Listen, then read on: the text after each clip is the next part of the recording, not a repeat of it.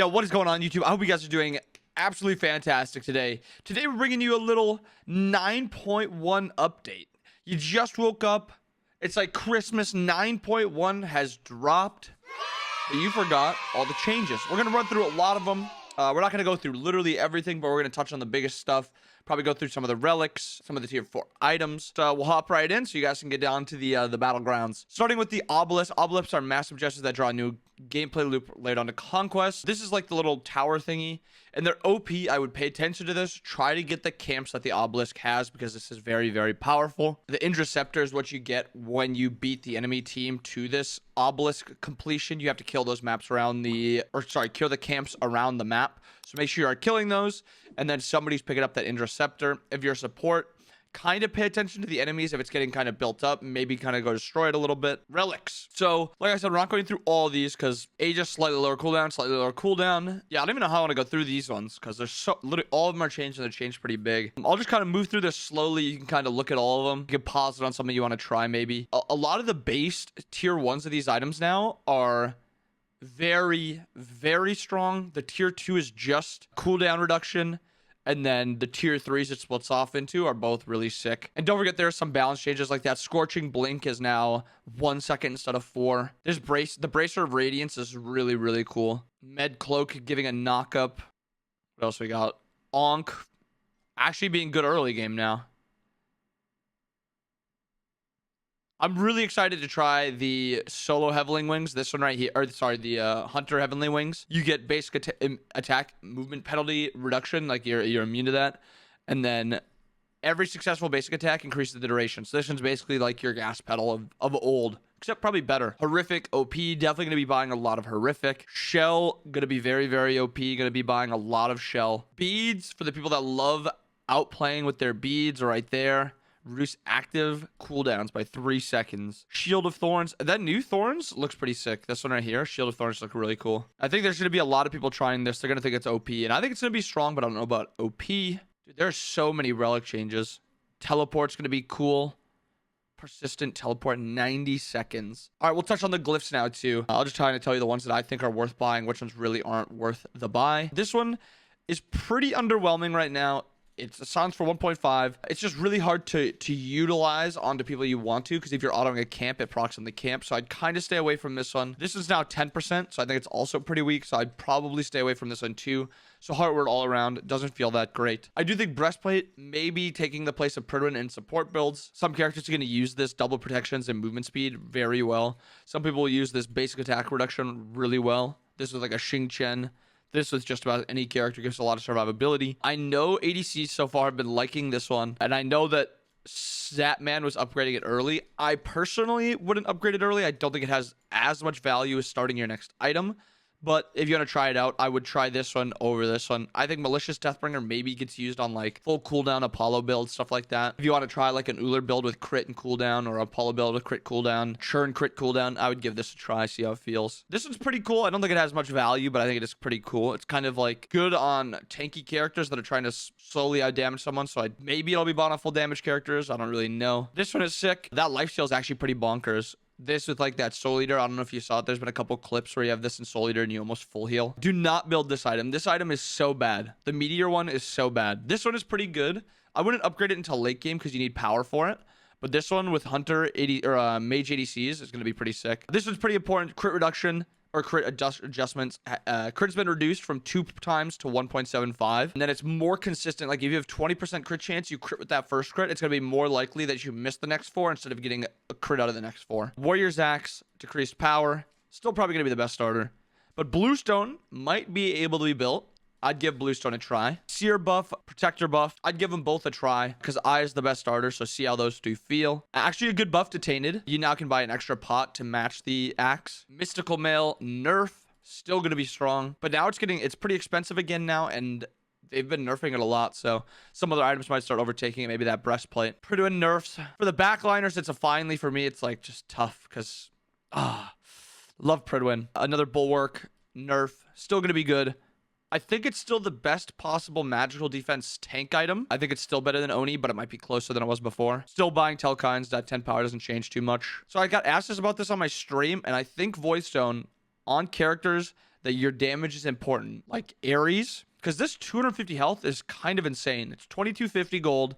I don't remember the power, but it's 250 health, 15% magical protection reduction. There might be a lot of value in this. This might be even something you build most games now, just because your mage might be able to kill, unless you got like a Janus on your team. And I'm getting begged to buy Emperor's Armor. I might be an Emperor's Armor buyer. This is 2,000 gold for 300 health. I think it's 60 protections and then the passive.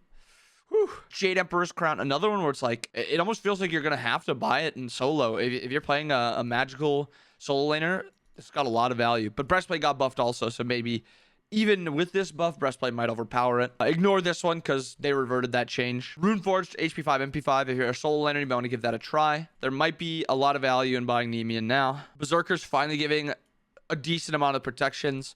Some auto attack characters might use this. I still think it is too weak because it's too expensive, but you never know. Actually, a nice buff to Mirrodin. It's, I think, 2650, so it's not like it's too expensive. This item might finally have like a niche third item on characters that need some cooldown and pen. And this item is finally no longer a solo lane item. They're going to try to put it in mid lane. I don't know exactly the value it'll have in mid lane, but I used to love this item when I played mid, and I'm going to try it a lot, but I don't know if it's going to be like a end-all be-all in mid, but honestly, I wouldn't be too surprised if it was. Another Warlocks buff. I love Warlocks. I'm a fiend for Warlocks. You'll probably see me buying this item if you come to the stream. Karen's Coin, 70 to 80 power. Another nice buff. Karen's Coin was just in a weird spot where it's statted to be a late game item, but you have to build it early, and it also gives very little power, or it gave very little power. It's kind of getting moved back up into a good amount of power, but it's still just a strange item for how it's statted. Ob Shard decrease and power increase. Nice. Ob is bot most games anyway. You haven't seen a lot of rage, so I kind of like this buff. It's the best consistent crit item, and I think it might see some good value now. Also, Fail Not got nerfed, or got buffed right before 8.12 or whatever it was to end the year. Maybe Fail Not becomes like a buy in a lot of builds. This with like the malicious Deathbringer. Deathbringer buff also. I'm pretty sure these buffs are happening just because crit got nerfed. Increased attack speed from 15 to 20. Increased duration of healing debuff. 10 seconds. That is a long time. I'm pretty sure this item is very bad. Do not buy this item. I was listening to Zap talk about it. And I'm pretty sure it's just a never buy item. So Silver Branch, maybe you'll see this in some full attack speed builds because it's got 20% pen now. I like this change to 20% pen. Try devs. Please, please, please try Devourer's Gauntlets. I think that this item is so OP now. Please try it. I haven't seen it bought by many ADCs yet, but I think it is going to be kind of meta. Toxic Blade and a little nice buff to it. I love this change to Hydras. I love this. 10 pen for 150 gold. So worth it. This item was hardly bought before, but it's going to be nuts now. Golden Blade, another nice item to try. Remember, this used to run the meta for auto attack gods. Used to have Bacchus just running around power farming. Give it a try. See how it feels. Soul Eater buff. Love it. Soul Eater buff. Love it. Some Wukong Vamp builds in solo with that other Jotun's item. Might be coming back. Bloodforge. Sick. I'm not even going to go over Atlas too much because he is going to be very, very strong now. They kind of buffed him in every area. I think he might even be good in solo lane now. Kamen nerf to his Devour, which is his 3. Kind of a strange nerf. Bat out of Hell, increased cooldown from 90 to 10, 100. A little less safety. Less damage on the ult too. Soul nerfs, nice. You don't have to ban her in every one of your ranked games. Bastet nerfs. Don't think it does too much, but it is a nice nerf.